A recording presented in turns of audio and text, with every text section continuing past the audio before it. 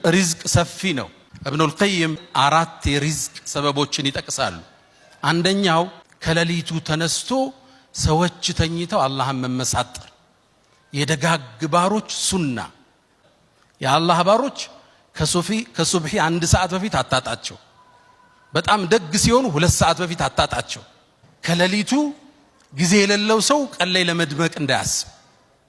አላህ ጋር ብቻውን ሚስጥር የሌለው ሰው ትርጉም የለውም። ቀን ላይ ብቻህን ማየት ይፈልጋል አላህ እውነተኝነት። ሁለተኛው አሉ ኢብኑል ቀይም አልእስትግፋር بالأسحار وبالأسحار هم يستغفرون والمستغفرين بالأسحار።